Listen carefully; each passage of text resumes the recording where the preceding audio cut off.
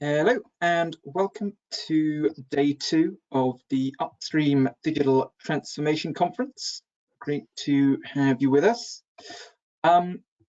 First thing, just to check the sound is working, would people be able to click the raise their hand button just so that we can see that people are able to hear us?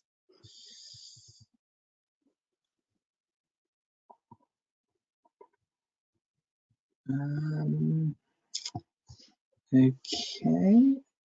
We don't actually have any raised hands buttons just yet. Oh, yes, we do. Okay, no, good. People can hear us. Brilliant. So for our first session today, we have Stuart Harvey, Digital Innovation Manager from Proserv, and Steve Aitken, founder at Intelligent Plant, who are going to be doing today's presentation, looking at business change in digital transformation. So we're going to have a presentation from Steve and Stuart, followed by a short Q&A. And for that Q&A, you can submit questions throughout the session using the questions panel.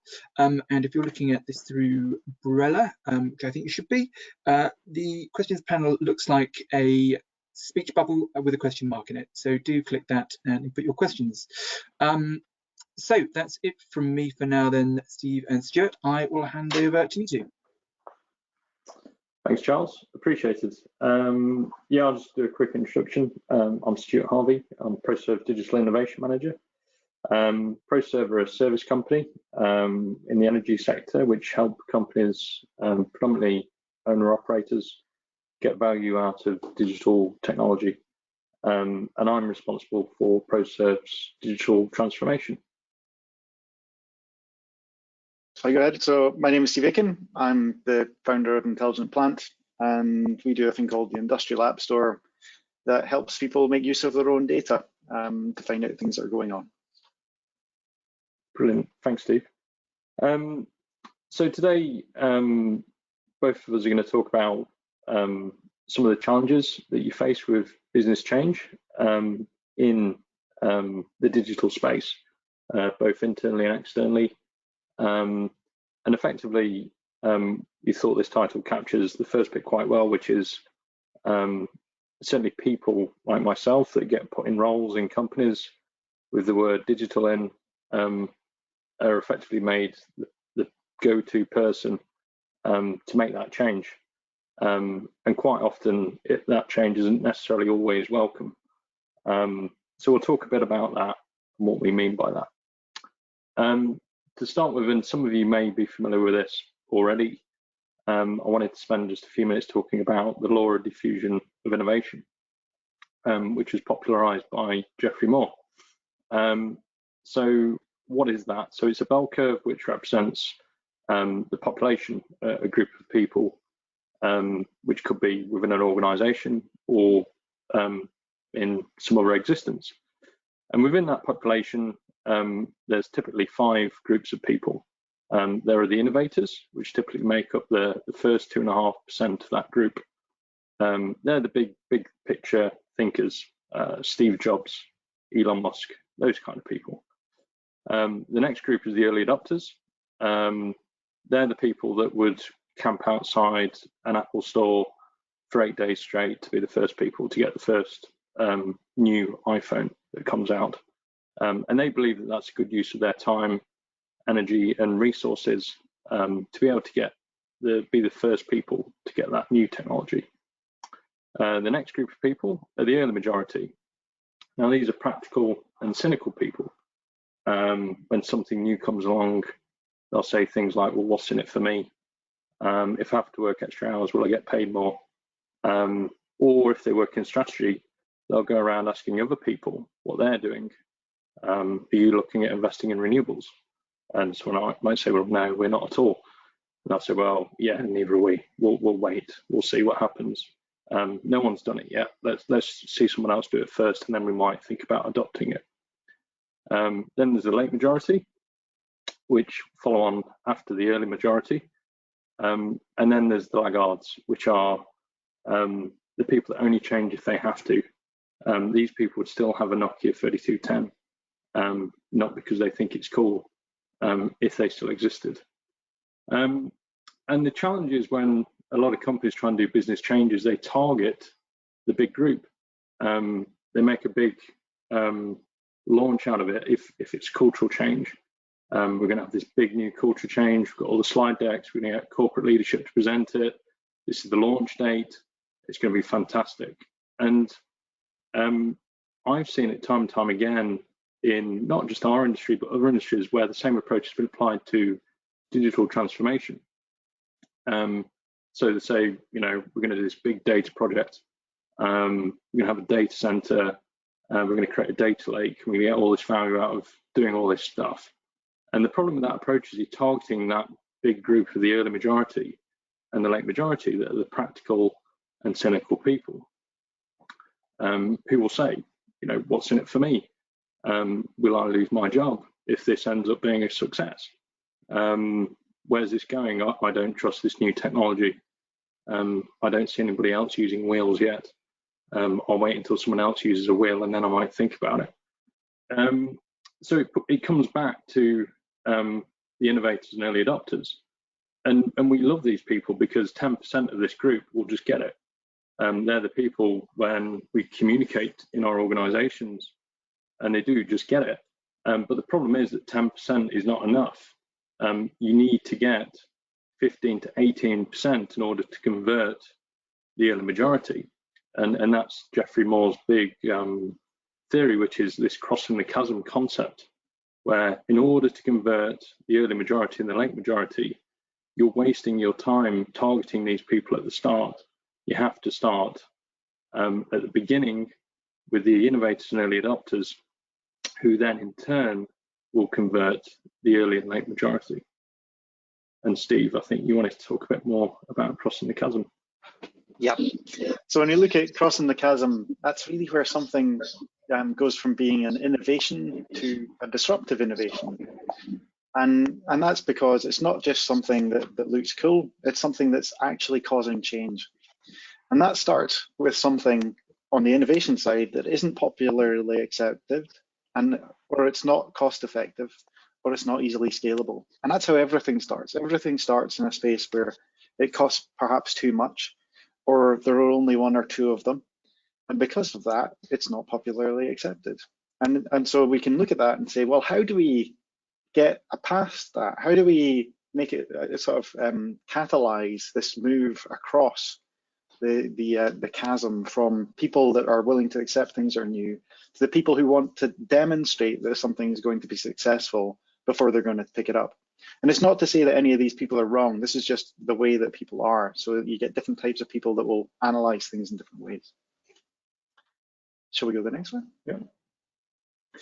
So we're thinking about how are we going to get past those barriers or those boundaries, and it's quite interesting to think about acceptance. So Teams, you know, we all could have used Teams, we all could have used Zoom before COVID happened, and really when you look at it, it wasn't massively accepted.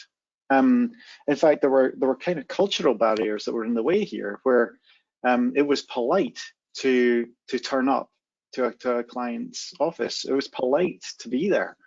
Where now that's not really seen to be such a big issue.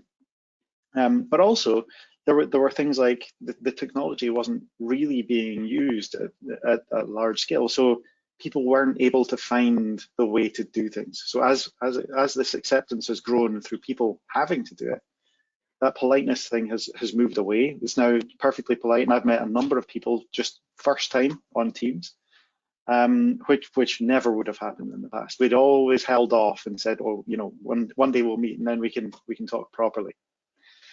The next thing is cost, and you know, if you look at cost and scale, they're often interlinked.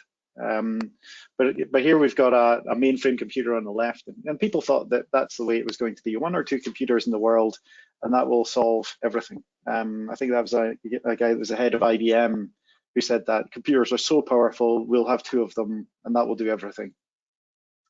But as cost came down, they could be applied to problems that they weren't intended to be applied to in the first place. I have no idea how many computers there are in my house. I'm not sure I could count them in a day, and I'd probably miss half of them if I tried. So yeah, cost is the second one, and sometimes it takes time to get past the cost barrier, and you need the early innovators. The guy stood there is one of the early innovators in computers to get past that. The next one is scale, and here we're looking at CAD and how that's changed in scale. We've got masses of people on the left that are doing design all completely independently and unable to share. And that has changed massively in scale, and anyone can do that now. You don't need special tools, and the training's actually less to be able to do, incredibly good drawings that are really very technical, and to share them and cooperate on them in ways that weren't possible in the past. So these are different barriers we can get past, and demonstration of ways that we've got past those in the past. So it's good to think about that when we're trying to get over this chasm of the people who grab the technology and the people who want to see that it works before they'll pick it up. Thanks, Steve. I really love the CAD example. I think that's a really good example of a digital disruption in particular as well, in our industry as well. The energy industry had a huge impact. Yeah, you can imagine the guy in the corner with a computer and everyone else frowning at him in that picture on the left. Yeah, absolutely. Yeah, and it's the classic example of a scenario where people felt threatened because it was such a big change. Even though the technical skill set in terms of engineering, the laws of engineering and physics haven't changed. It's just the application that's changed. So the next bit we wanted to talk about is business change. Are we finished? And this came around because when Steve and I were discussing this topic, we spoke a lot about projects and plans, and how we love defined projects and hate changing plans, particularly in our industry actually as well. The energy industry is renowned for it, and we love them because they have a start and a finish, and they're a defined time frame, and corporate notoriously like defined timeframes, something that they can measure, and they like a plan, because it's something that they can point at and say something's happening, and they can see it. And I understand that, and I get that, but they are limited. And I forgot to mention, with your project plan, I hope you also get your budget and your bag of cash so you can do your project plan as well, which is key. And we see this a lot in digital transformation. And the challenge with this is, quite often, not long into the plan, somebody either internally or even externally will come along and say, you see this bit of your plan, I understand that problem and I think I can help you solve it, because they might have come across it before, or they might have a bit of technology that already exists, and they've just become aware of this project and this plan, and they'll turn up and say, hey, I think I can help you with your project, and solve that problem. But the problem is, when this project gets created, the people in the project become so bought into it that they quite often reject the help or dismiss it, because they become the people stuck in that center of that bell curve, where they don't welcome that disruption to their own plant now and see it as a risk to their roles in this project. And for example, they might be very busy cleaning up their data, so they've got the data that they can do stuff with, and this person might turn up saying, well, actually, you don't need to clean your data up, I can just help you and add value straight away. And that's a common thing that we see, and everyone becomes so fixated on success by delivering to a plan, delivering at 5 o'clock on a Friday, on time. And I think that's a challenge, because in digital transition, your plan will change. Sorry, and Steve. Just saying that, it's reminding me and making me think, it's about being driven by the outcome not driven Yes. by the plan to get there. And because if you're driven by the outcome, you'll do the right thing to get there, and you can change that every minute. But if you're driven by the plan, and it's easy to get in that mindset, because once you're driven by the plan, you've got the comfort of, I know what I'm doing, it's all defined, I'm not going to get blamed if this goes wrong. And that's the sort of behaviors that happen. Whereas if you're driven by the outcome, you're willing to try something that might shorten the plan. The other side is that people can get nervous if a plan's going to complete early, because they wonder what they're going to do next. They think that might be the end. Yeah, no, that's very true as well. And that brings me nicely on to the next point, which is the element of direction and trust is much more powerful than any plan. So by that I mean laying out the direction in which you want the organisation to go in, or you want that transition to go in, and give people the freedom to decide ultimately what that is. And a really good example of that is Google. As some of you may know, Google have different policies. They're very famous for the 20% time policy, where in their engineering teams and groups, they're allowed to do what they believe is in the best interest of the organisation for 20% of their time. Their engineering structure is extremely flat because they know and understand that engineers don't like to be micromanaged, and they recognise that by not micromanaging their engineers, it means that they're given the space and the freedom to be innovative. But they do it in a way that they make the direction that they want to move in very clear, and trust the people in that organisation to move those objectives forwards, but they don't give them a defined plan. And out of those 20% time initiatives, some brilliant things have come out of them. So things like Google News, that was never an official project. That was a 20% time initiative that people just worked on. And on those 20% time initiatives, no one's allowed to assign people to those initiatives. The people on those initiatives have to convince other people that that's the right just cause for that organisation at any one time. So that means internally within the business, the early adopters and innovators are pulling everybody else through within their organisation into what is the right direction or the right thing to be working on at any one time. Another example is Gmail. Again, it was never a specific project. It was just a 20% time initiative. And Google AdSense, as well as another famous initiative that has become pretty fundamental in changing Google's business. I think it's really powerful, the choice in there. It's not like they said, if it's a really good idea, we'll tell everyone to get on board. But instead, 20% of your time, but you can't assign anyone. This has got to be such a good idea that people are just going to come with you. Yeah. It's like internal marketing, isn't it? For their own products. Really interesting approach.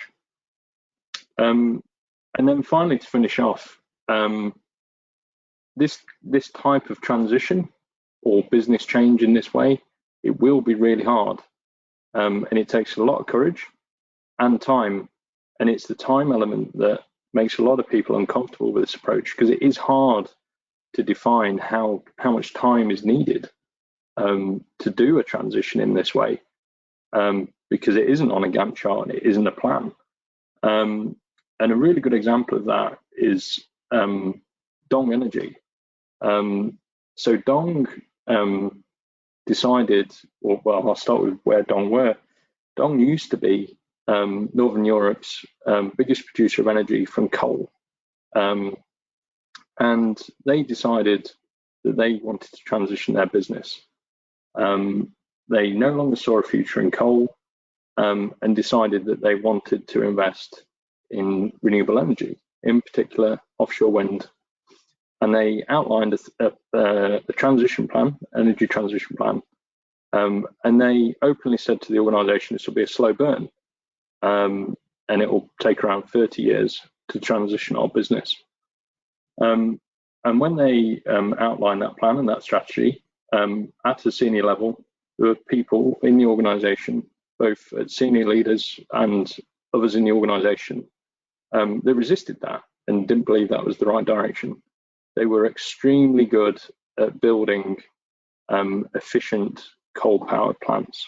They were well known for that. That was their core business, and they're respected for that globally as an engineering capability.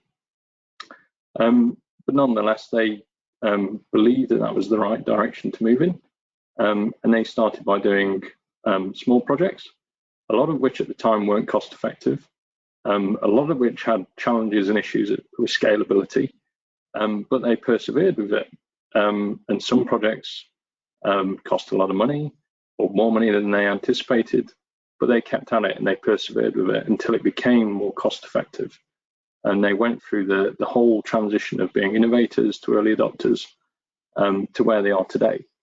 And they achieved what they thought was going to take them 30 years in 10 years because they persevered with that. And they're now on target to achieve 0 carbon for each kilowatt produced by 2025. I think they're a really good example of a company that has taken that courage and implemented business change in the right way by pulling through the innovators and early adopters within their organisation and allowing the early majority and late majority to be converted over time.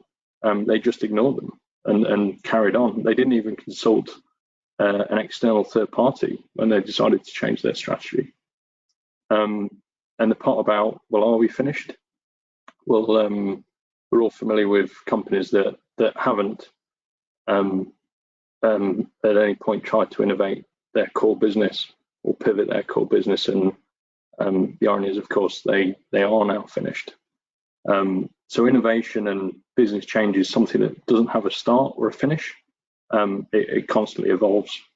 So I wanted to leave it today with, if at any point somebody comes along with a pair of wheels and says, I think I can help you, I've seen this problem before, and if they're people internally in your business, they're probably innovators or early adopters, or if there's somebody externally, they've probably got a problem that they've seen many times before and think that they can help you solve that problem in a more efficient and cost-effective way. So yeah, with any kind of business change, it's really important to keep an open mind and look to lean on and start with your innovators and early adopters.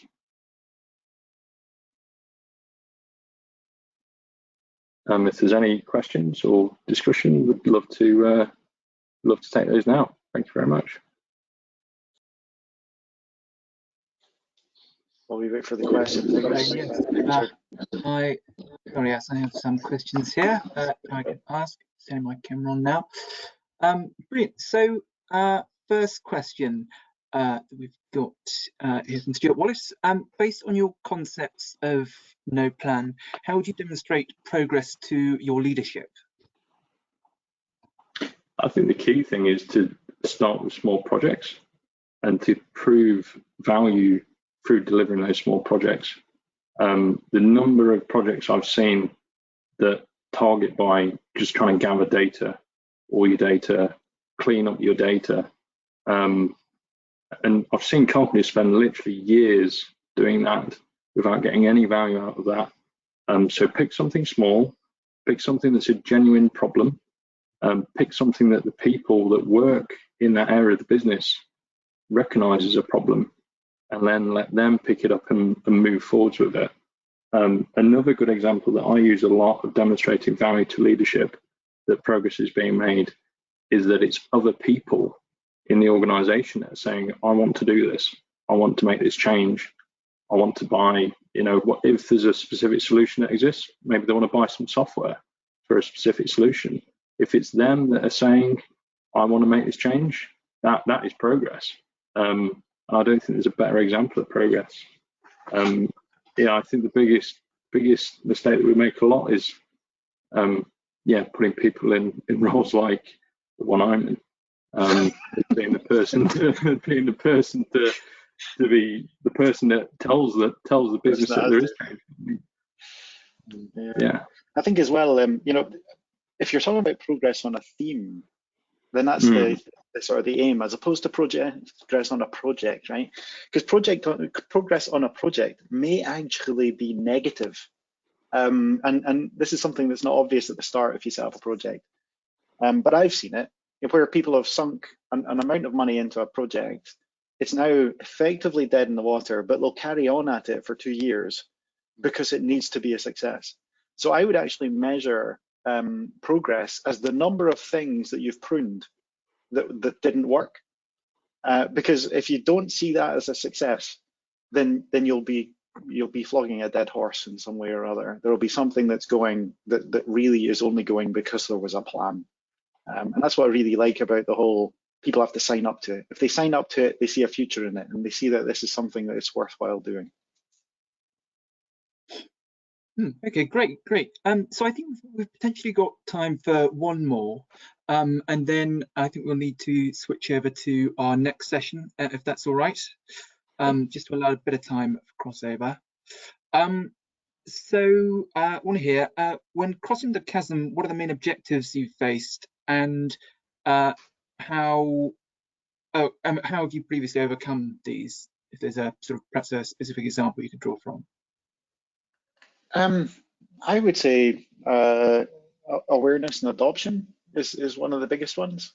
And like all of them are interlinked, right? So we went through acceptance and cost and scale, and you can have the potential to scale, but if you've not actually scaled, then that can be seen to be a barrier. So often they're interlinked, and it's solving one, then the other, then the other. So bringing the cost down, getting more acceptance, making it able to scale more. Sometimes I think we can leap too far ahead on one of those themes. And for instance, I remember turning up to someone and they said, well, can you prove to me this works? And I said, well, it costs 20 quid. Why don't you just buy it? And they went, God, it can't be worth much then. So sometimes you can leap too far on one of them, and I think they really do need to go in tandem for something to get over that well. Yeah, I would agree with that. Yeah. Okay, great. Well, thanks very much, Steve and Stuart. I personally found that very interesting, and I'm sure our audience did as well. So our next session is a panel, which I will close down this session now. And if everyone could join the next session through the Benevolent platform, that would be great. I will see you there shortly. And yes, thank you, Steve, and thank you, Stuart. Thanks very much. Thank you, Charles. Cheers. Bye. Thanks. Bye. Bye.